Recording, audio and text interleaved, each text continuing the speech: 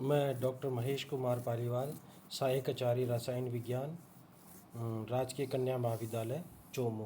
बच्चों, आज हम बीएससी पार्ट फर्स्ट का लिक्विड क्रिस्टल का नेक्स्ट टॉपिक पढ़ते हैं, या द्रव अवस्था का नेक्स्ट टॉपिक पढ़ते हैं, और उसमें है लिक्विड क्रिस्टलों का सिद्धांत। तो लिक्विड क्रिस्टलों का जो सिद्धांत दिया गया है, या जो इसकी थ्योरी है, वो सबसे इम्पोर्टेंट और सबसे फेमस जो है वो समूह या झुंड या सर्वाम सिद्धांत है। The swarm theory of liquid crystal, ये जो है ई बॉस के द्वारा दी गई थी, और ई बॉस के द्वारा 1909 में दी गई। इसके अनुसार मीजोमॉर्फिक अवस्था या द्रव क्रिस्टल अवस्था में अणु स्वयं को परस्पर एक दूसरे के समांतर व्यवस्थित करने का प्रयास करते हैं। इससे अणुओं के कई समूह या झुंड या सर्वाम बन जाते हैं। ये समूह छोटे क्रिस्टल के समान व्यवहार करते हैं तथा ये समूह संपूर्ण द्रव्यमान में व्यवस्थित रहते हैं या अव्यवस्थित रहते हैं, अवस्थित रहते हैं और फैले रहते हैं।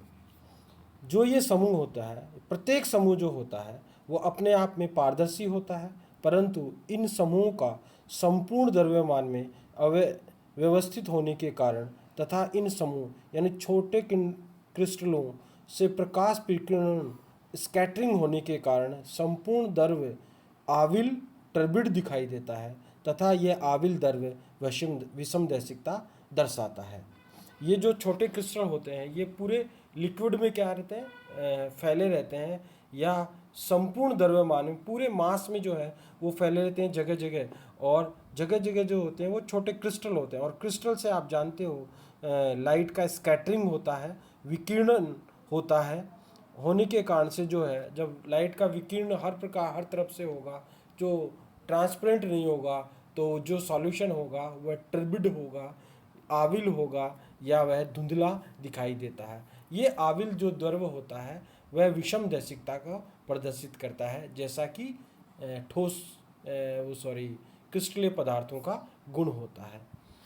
द्रव क्रिस्टल का ताप बढ़ाने पर अणुओं की गति बढ़ती है और विभिन्न समूह के अणु एक दूसरे में मिश्रित होते हैं, अतः इन समूह के आकार छोटे होने लगते हैं और एक निश्चित ताप पर समूह बहुत छोटे हो जाते हैं। ये जो समूह होते हैं वो बहुत छोटे हो जाते हैं, इनका साइज बहुत छोटा हो जाता है, और प्रकाश का जो प्रकीर्णन होता है, लाइट का जो स्कैटरिंग होता है वो क्या होता है, बंद हो जाता है, या लाइट को स्कैटर्ड करना ये क्या होता है, बंद कर देते हैं। इस कारण से इस ताप पर जो टर्बिडिटी है वो विलुप्त हो जाती है, और जो ये द्रव होते हैं या ये लिक्विड क्रिस्टल होते हैं वो पारदर्शी हो जाते हैं और स्वच्छ द्रव्य की तरह व्यवहार करने लगते हैं। यानी कि क्रिस्टल जो लिक्विड क्रिस्टल होते हैं वो क्लियर लिक्विड में कन्वर्ट हो जाते हैं, और जिसके कारण से ये जो ट्रांसपेरेंट हो जाते हैं और इनमें जो स्कैटरिंग का है वो गुण चला जाता है, विषमदैशिकता का गुण भी चला जाता है।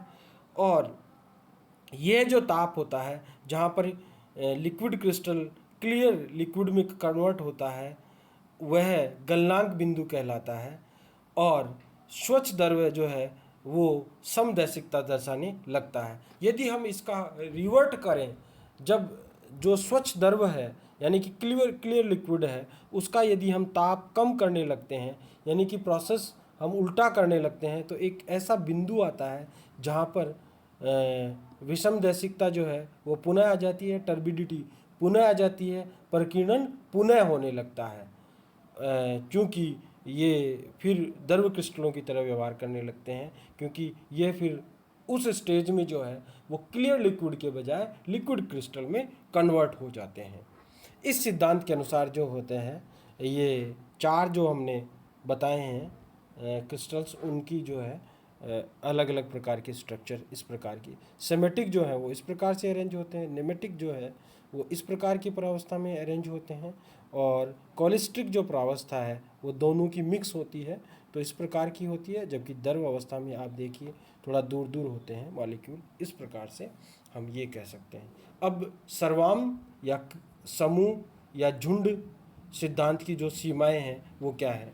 पहली सीमा क्या है, जब द्रव क्रिस्टल को गर्म किया जाता है तो वह एक निश्चित ताप यानी गलनांक पर स्वच्छ द्रव व पारदर्शी द्रव में परिवर्तित हो जाता है।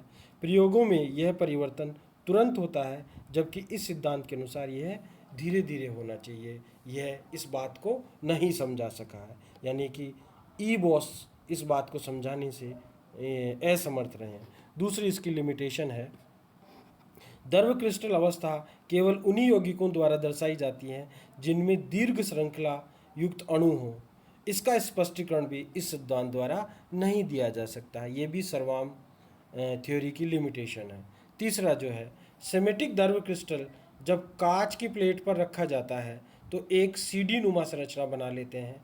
द्रव क्रिस्टल के इस गुण को इस सिद्धांत द्वारा समझा नहीं सकते कि वह क्यों बना लेता है इस प्रकार का, ये नहीं समझा सकते।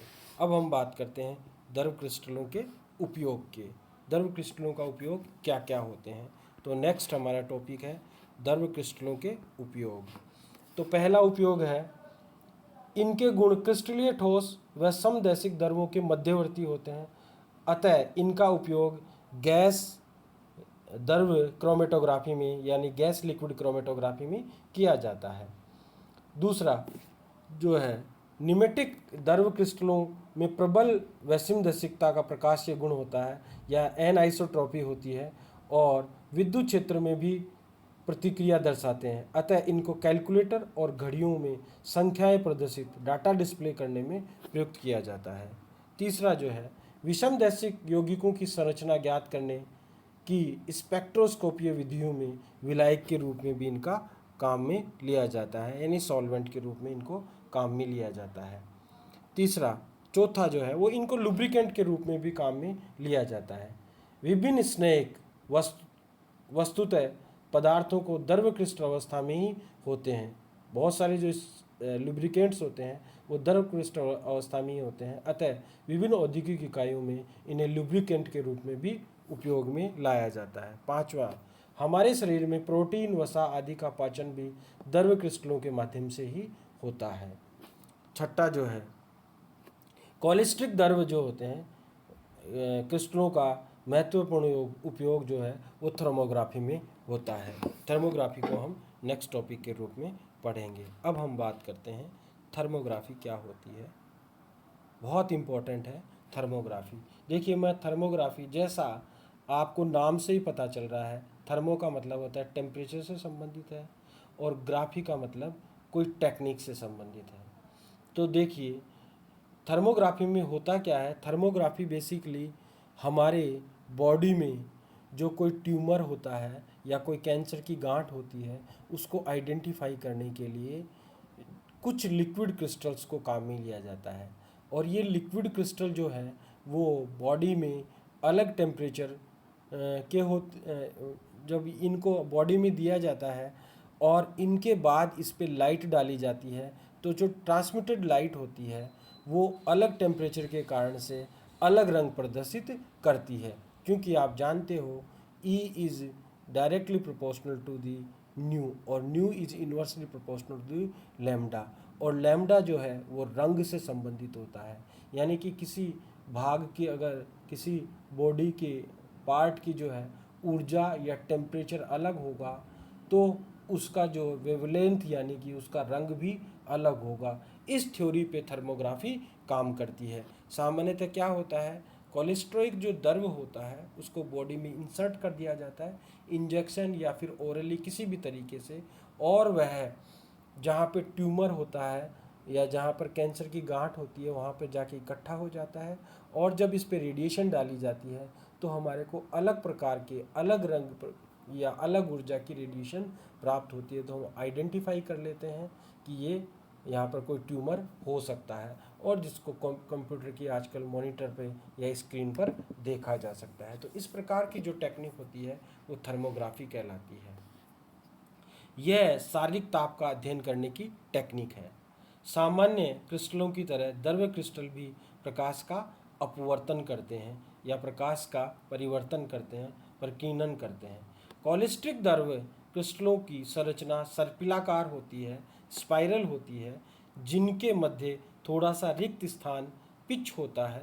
ताप के साथ इन रिक्त स्थानों का परिणाम बदलता है, अतः प्रकाश की किरणें जो इससे परावर्तित होती हैं उनका तरंग दैर्ध्य लैम्डा या रंग भी भिन्न भिन्न हो जाता है। इस रंग के प्रेक्षण से हम किसी स्थान के ताप को ज्ञात कर सकते हैं। इस गुण के उपयोग से शरीर के किसी भाग का ताप ज्ञात करके शरीर में विद्यमान ट्यूमर या रसौली की स्थिति की जानकारी प्राप्त कर सकते हैं। अब इस विधि में होता क्या है? इस विधि में उपयुक्त कोलेस्ट्रिक द्रव क्रिस्टल की थोड़ी सी मात्रा इंजेक्शन के द्वारा शरीर के ट्यूमर या कैंसर प्रभावित क्षेत्र में प्रवेशित कराई जाती है। इसके बाद शरीर से कुछ उच्च ऊर्जा युक्त प्रकाश किरणों को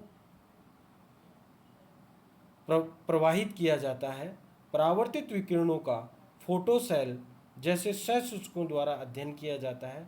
शरीर के उस भाग का ताप जिसमें ट्यूमर या कैंसर है शरीर के अन्य भागों से थोड़ा भिन्न होता है, अतः वहाँ परावर्तित विकिरणों की तरंगदैर्ध्य भी भिन्न होगी, अर्थात उसका रंग भी भिन्न होगा।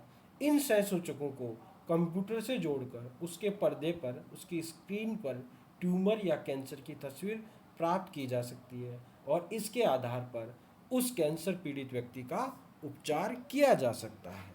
इस प्रकार से थर्मोग्राफी जो टेक्निक होती है उसका उपयोग किया जाता है। अब इस चैप्टर का जो है वो अंतिम टॉपिक है 7 सेगमेंट सेल, 7 खंड सेल,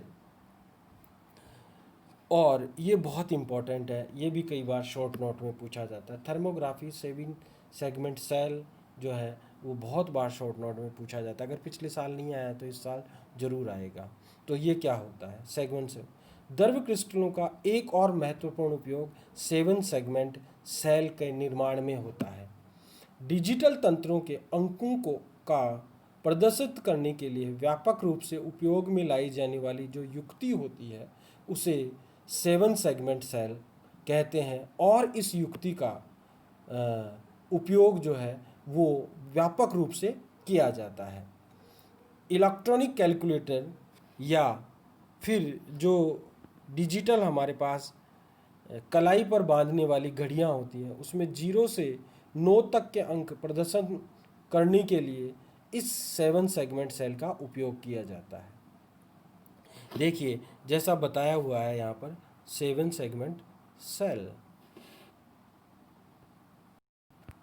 ये जो है वो बताया हुआ है जिसमें ABCDEFG तक 7 खंड बनाए हुए हैं। ठीक है, चित्रानुसार इस सेल में A से G तक 7 खंड होते हैं। इनका उपयोग करने के लिए अंकों को बाइनरी कोड में बदलकर फिर डिकोडिंग किया जाता है। इससे स्क्रीन पर बने हुए 0 से 9 अंकों में से उपयुक्त अंक चमकते हैं और हम डिजिटल घड़ी या कैलकुलेटर या पेट्रोल डीजल मीटर पर इन अंकों को पद के रूप में प्राप्त कर सकते हैं, या इनको पढ़ा जा सकता है या इनको रीड किया जा सकता है। इस प्रकार 7 सेगमेंट सेल जो कि द्रव क्रिस्टलों से बना है का कई डिजिटल उपकरणों में उपयोग किया जाता है, जैसे हाथ की कलाई घड़ी, जितने भी डिजिटल्स आते हैं, हाथ की जो कलाई में जो बांधने वाली डिजिटल जो घड़ी होती है जिस पे नंबर आते हैं वो, जैसे पेट्रोल पंप पे जो डिजिट आते हैं वो, कैलकुलेटर में जो डिजिट आते हैं वो, या फिर आजकल तो जो बैलेंस आते हैं यानी कि जो तुला आती हैं उन पे भी डिजिट्स के रूप में आते हैं, उनमें भी 7 सेगमेंट सेल का उपयोग किया जाता है। ऐसी अनगिनत जगह हैं जहाँ पर, या वेट जो तोलने वाली जो मशीन आती है अपन रेलवे स्टेशन पे जो तोली जाती है उसमें भी ऐसा होता है। और कई जगह हैं जहाँ पर डिजिट्स के रूप में हमारे को प्राप्त होते हैं जो साइन उस 7 सेगमेंट सेल द्वारा ही, यानी कि लिक्विड क्रिस्टल के एप्लीकेशन से ही बने होते हैं। तो इस प्रकार से ये जो है चैप्टर पूरा हो गया। अब हम नेक्स्ट चैप्टर की बात करेंगे और वो है हमारा गैसेस स्टेट, और गैसेस स्टेट को नेक्स्ट क्लास में पढ़ेंगे। धन्यवाद।